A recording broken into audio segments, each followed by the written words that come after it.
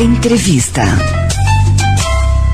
Febre amarela chegou e está assustando a população. Nesta semana, a Prefeitura de Poços de Caldas confirmou o registro da primeira morte de um macaco por febre amarela na cidade. Também nesta semana, em Delfinópolis, sul de Minas, a Prefeitura confirmou a terceira morte por febre amarela e o registro do quarto caso da doença. Em Andradas, alguns macacos foram encontrados mortos em bairros rurais do município, mas nenhum deles, pelo menos por enquanto, morreu por febre amarela. O fato é que o estado de Minas Gerais vive um surto da doença e a população está preocupada. Em Andradas, a Secretaria de Saúde está vacinando moradores de todos os bairros rurais e também estudantes que se deslocam diariamente para outras cidades. Para falar sobre o assunto, o Jornal da Cidade está recebendo ao vivo a farmacêutica Eliane Pasquinelli, que colabora com a Rádio Vinícola, esclarecendo questões importantes de saúde para os ouvintes.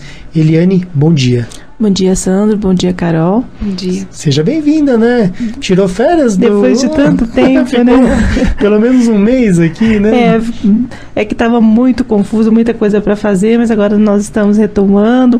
Os pacientes têm cobrado que a gente sumiu, que mas o descanso foi merecido, né? Foi. Agora, o assunto é muito importante, esse assunto, não é? Estamos um pouco apreensivos, não é, Eliane? Isso, verdade, Sandro. Minas está sofrendo, como a própria Carol falou, está sofrendo um surto, né, de febre amarela. Existem já atualmente mais de 1.100 casos suspeitos no Brasil. Mas em Minas já se identificou mais de 196 casos confirmados e desses casos 67 vieram a óbito, morreram. Então, assim, nas outras regiões do Brasil está tendo algum caso, mas caso esporádico. Agora Minas não, Minas está exatamente sofrendo um surto. O que a gente pode falar sobre a doença, Eliane? A febre amarela é uma doença que é transmitida por um vírus. O nome do vírus é flavivírus. Ele é da mesma família do vírus que transmite a dengue, que transmite a zika, que transmite a chikungunya. Ele é um vírus transmitido apenas pelo mosquito, tá? Existem 3 tipos de mosquitos que transmitem a febre amarela. A febre amarela, Sandro, já havia sido erradicada desde 1957, não haviam casos assim de surtos. 57? 57.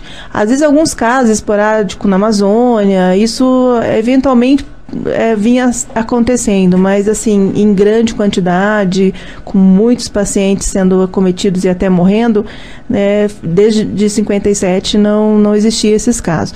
A febre amarela, a origem dela é na África, tá? E ela foi trazida para o Brasil no século XVII, através dos escravos. Os escravos que migraram, né, da África para o Brasil, trouxeram alguns casos, mas foi com o tempo, foi ficando meio localizado, e até que nessa época de 57 teve uma grande campanha, que foi até pelo Oswaldo Cruz, né, que ele ficou erradicada. E agora voltou-se a ter essa grande quantidade, infelizmente muito próximo da gente, né, em Minas. Ela é uma doença que são só 3 tipos de mosquitos, tá, que transmitem. Tá assim muito uma dúvida, febre amarela silvestre, febre amarela urbana, tá? Essa confusão aí. Eu ia perguntar sobre isso. A doença é uma só, é a mesma. O que muda é a transmissão. Por que fala silvestre? Porque existem 2 tipos de mosquitos que eles vivem na zona rural. Eles são mosquitos que vivem nas matas, nas florestas, tá? Então, por isso que eles falam, às vezes, silvestres. No caso, por exemplo, do urbano, é que o Aedes aegypti, que é o mesmo que transmite a dengue, a chikungunya, também pode ser um transmissor da febre amarela. Mas ela é transmitida apenas só pelo mosquito mesmo. Entendo. Carol? Eliane, Antigamente não, quando houve esse surto de dengue, o pessoal falava que era transmitida apenas pela água limpa que estava empoçada em alguns lugares. A febre amarela não, hoje em dia ela é transmitida tanto em água limpa quanto em água suja ou também em matas, né? Não é mais só em cidades que se encontra o foco. Na verdade, na zona rural, o mosquito vive em florestas, normalmente ele vive mais próximo da copa das árvores, e ele ainda não é um mosquito que sobrevive tão bem em água suja como é o Aedes. O Aedes aegypti, que é o mosquito urbano, digamos assim, ele sofreu uma modificação aí e acabou conseguindo que ele sobrevive tanto na água suja como na água limpa. Já o mosquito da febre amarela, que é o silvestre, a preferência dele é por água limpa e matas mais fechadas. Né? Isso, onde tem água e tem matas, tem chance de ter esse mosquito. Esses dois tipos de mosquitos. Agora, hoje em dia, Eliane, existe febre para todo tipo, né? Febre chikungunya e a febre comum, que nós estamos acostumados, e também agora a febre amarela. Quais sintomas da doença? O que a pessoa sente? Ela fica passando mal? Como que é? É importante ressaltar que quando o mosquito pica vamos falar sobre a silvestre primeiro. Como que é a transmissão na silvestre? O mosquito contaminado, tá? Existem dois tipos de mosquito, que é o Haemococcus e os Sabetes, que são esses mosquitos silvestres. Esses mosquitos, quando eles estão contaminados, eles picam um macaco. Por isso que está tendo morte de macacos. Porque o macaco, ele fica como um vetor ali, ele fica como um armazenador desse vírus. Então, o mosquito contaminado pica esse macaco, e aí quando um outro mosquito que não tem a doença, que está naquela região, pica esse macaco contaminado, ele também vira um transmissor. Então, não é o macaco que transmite a doença, é o mosquito. Mas o macaco fica como um armazenador desses vírus. Isso é bom realçar, porque muitas vezes as pessoas elas podem acabar matando o macaco, hoje mesmo eu estava vendo um pesquisador da Unesp dizendo que se não for divulgada a informação de que o macaco não transmite ele não transmite, não é, os bichos, os animais, eles podem morrer sem culpa, né? Sim, a febre amarela, tanto como as outras dengue, chikungunya, não é transmitido de pessoa para pessoa. Eu, por exemplo, eu tô com febre amarela, eu não transmito a febre amarela para você ou para Carol, para ninguém. Quando você tá com febre amarela, o que é o risco de algum mosquito, por exemplo, da dengue na cidade, por exemplo, você tá lá no hospital com febre amarela, o mosquito vem, pica você, porque existe um período, assim, de 3 a 5 dias que existe uma circulação muito grande do vírus no sangue da pessoa que foi contaminada. Então essa pessoa é igual o macaco, a pessoa fica armazenando esse vírus. Do mesmo jeito, o macaco foi picado, ele fica aí 1 semana armazenando esse vírus. Se algum mosquito picar ele, esse mosquito vira um transmissor. No humano é a mesma coisa. Se ele foi contaminado, nesse período aí de 1 semana, algum mosquito da dengue, por exemplo, que é o Aedes, picar ele também vira o mosquito vira um transmissor, mas ninguém vai transmitir, nem a pessoa e nem o macaco. Muito pelo contrário, os macacos estão morrendo, até porque eles estão também sofrendo com a febre amarela. Então eles não têm culpa nenhuma, eles só estão sendo usados pelo mosquito contaminado para poder... o mosquito se alimenta deles e eles também acabam sendo contaminados. E como é que será que a doença surgiu em Minas Gerais? Será que tem alguma teoria, Eliane, sobre isso? Então, existe alguns pesquisadores, biólogos da Fiocruz, que é quem pesquisa, quem produz essa vacina, que estão explorando uma teoria sobre... Porque tá acontecendo muito, de forma muito grave em Minas, e principalmente na região da Zona da Mata, que foi uma região que foi devastada por aquela avalanche de lama, né, que teve em Mariana, que começou em Mariana e que todo mundo acompanhou, que foi um dos maiores desastres ambientais do mundo. E toda essa parte do Rio Doce, que é um rio que liga atravessa Minas, atravessa Espírito Santo, chega até o mar, todo mundo acompanhou tudo isso. Então existe uma teoria de que essa mexida em todo o ecossistema que aconteceu com com esse desastre ambiental. Esse desastre mesmo, que foi realmente um desastre, mexeu com todo o ecossistema. Então, mexeu inclusive com os macacos, com os bichos que estavam ali na mata, e o surto começou ali. Então, está se explorando essa possibilidade, que esse acidente aí pode ter iniciado, talvez o mosquito estivesse lá quietinho, vivendo no ambiente dele, e não ia acontecer nada. Um caso, igual acontece na Amazônia, um caso esporadicamente pode acontecer, mas com essa devastação, mexeu-se todo com esse ecossistema. E pessoas estão morrendo pela falha humana, e nós não vemos a justiça se mexer para reparar o quanto antes, à medida do possível, tantas injustiças com relação a essa tragédia lá em Mariana, não é? Eliane, a gente sabe que as crianças são vacinadas, né, contra a febre amarela, e também que os adultos são vacinados. No caso das crianças, uma única dose basta? Na verdade, a vacina contra a febre amarela já está no calendário do Brasil, né? A vacina, ela normalmente dada para as crianças no calendário com 9 meses, é a primeira dose, 9 meses, e depois a dose de reforço acontece aos 4 anos. Então, assim, toda mãe que está atenta ao seu filho, nos últimos anos, como já faz parte do quadro, as crianças normalmente estão vacinadas. Então, assim, elas estão, mesmo que a criança tomou a primeira dose, por exemplo, a criança com 9 meses tomou a primeira dose, ela já está com uma certa imunidade. Você perguntou um pouco sobre os sintomas, né? Os sintomas ocorrem mais ou menos depois de uns 3 a 6 dias. É importante dizer, Sandro, que só a fêmea do mosquito que pica, não é o macho e a fêmea, é só a fêmea.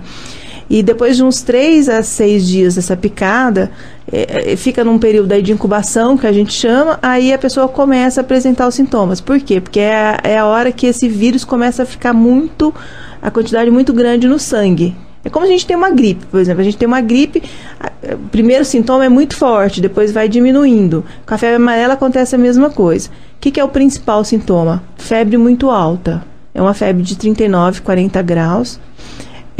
A pessoa fica com o pulso muito lento, como se ela tivesse um mal-estar mesmo. O pulso dela fica bastante lento, dor de cabeça, mal-estar. São os sintomas iniciais. É interessante dizer que tem pacientes que nem apresentam sintoma nenhum. E por isso que os pesquisadores estão muito preocupados as pessoas não apresentarem sintomas, estando contaminadas, não apresentarem sintomas e serem picadas, por exemplo, pelo Aedes e o Aedes começar a transmitir, entendeu? E então, assim, normalmente a pessoa tomou uma vacina há muitos anos atrás, ela pode até contrair, mas a doença não consegue se desenvolver, ela passa como se fosse um mal-estar, assim, leve. Agora, depois de uns 5 dias que a pessoa está com esses sintomas, ela começa a ceder. Nos casos graves, o que acontece? No 5º dia, mais ou menos, a pessoa começa a diminuir a febre, dá a impressão que a pessoa está começando a ficar curada. Fica-se mais ou menos assim umas 24 horas a pessoa apresentando essa melhora, e de repente a pessoa começa a apresentar de novo todos os sintomas, mas muito mais graves. Porque aí ela vem com uma febre maior ainda, ela pode começar a ter convulsão, pode ter dor abdominal e ter hemorragias fortíssimas. E pessoas que desenvolvem mesmo essa fase grave da doença, a mortalidade é altíssima, Sandra. 50% das pessoas que desenvolvem a fase grave morrem. No caso das crianças, uma dose seria suficiente? O ideal é que a criança tenha as 2 doses de reforço, né? Mas uma dose, por exemplo, aos 9 meses, essa criança já está imunizada. Ela está com toda essa produção aí de anticorpos já sendo formados. O que a gente faz? O reforço é para completar, né? A vacina, ela imuniza 99%. E os adultos? Os adultos, se a pessoa nunca tomou a vacina, ela toma a primeira dose e o próximo reforço é só depois de 10 anos. É igual a antitetânica, né? Isso, ela não precisa falar, eu tomei a vacina, está dentro desses 10 anos, a pessoa não precisa se preocupar, ela está imunizada. Está próximo dos 10 anos ou passou dos 10 anos, o ideal é ela tomar uma nova dose. Se a pessoa nunca tomou, aí tem alguns critérios que às vezes eles não vão querer vacinar as pessoas, porque tem algumas pessoas que estão num grupo que não podem ser vacinadas. Por exemplo, uma pessoa idosa que nunca tomou a vacina. Se essa pessoa tem mais de 60 anos, não é indicado ela tomar a vacina, porque ela pode apresentar reações muito fortes à vacina. Grávidas não podem tomar, porque a vacina pode prejudicar o feto. Crianças menores que 6 meses também não é recomendado. Pessoas com baixa imunidade, pessoa que às vezes tem AIDS, tem alguma doença autoimune, está fazendo tratamento para câncer, não é indicado. E também pessoas que são alérgicas a ovo. Por quê? Porque a vacina ela é desenvolvida no ovo da galinha. Então, se a pessoa é alérgica, a pessoa também não é recomendado ela tomar. Carol? A minha pergunta era sobre os riscos, Sandro, de vida. A pessoa, por exemplo, se ela descobre que tem a febre amarela já num grau avançado, no caso a hemorrágica, o risco dela falecer é maior? Sim, a pessoa que está desenvolvendo essa primeira fase, que a gente, vamos dizer, a primeira fase da febre amarela, que é esses primeiros 5 dias, o próprio organismo dela tá ali tentando fazer com que ela fique curada. Então, se ela tem um organismo que vai reagir bem, ela vai ficar curada, mesmo que ela esteja desenvolvendo sintomas, entendeu? Agora, se ela tem uma baixa imunidade, se ela tem algum problema de saúde, ela tem grande chance de desenvolver a segunda fase, digamos assim, da febre amarela. Aí a mortalidade é altíssima. Por quê? Porque ela paralisa fígado e rins. Ela dá uma lesão, tanto no fígado como nos rins. Todo medicamento que a gente toma para combater uma doença, a grande maioria, 99%, passa pelo rim. Passa pelo fígado primeiro e depois passa pelo rim para ser eliminado. Então, o que acontece? A pessoa toma o medicamento, mas o medicamento não faz efeito. E para vírus não existe medicamento, são medicamentos paliativos. Então, se a pessoa está com uma febre muito alta, ela vai tomar um antitérmico. A pessoa começa a ficar desidratada, ela vai estar no soro, tomando soro. Então, é um tratamento paliativo, entendeu? Agora, se essa pessoa começa a ter esse comprometimento, por exemplo, da segunda fase, tudo começa a parar. Fica pior, né? Aí o fígado não funciona direito, o rim não funciona direito, e aí entra em falência todo o organismo da pessoa. E pior ainda que ela causa uma hemorragia, e essa hemorragia causa como se fosse êmbolos.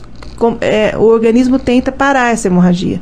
Então, o que acontece? A pessoa começa a desenvolver coágulos, e esses coágulos vão parando nos órgãos, e aí é onde que é a morte.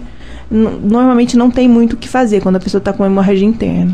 Porque se a pessoa ela não tem costume de ir ao médico e ela tem essa febre alta, esses sintomas, às vezes ela acha que é uma simples gripe, né? Ela não vai procurar o médico e a hora que for procurar aí já vai ser tarde. Sim.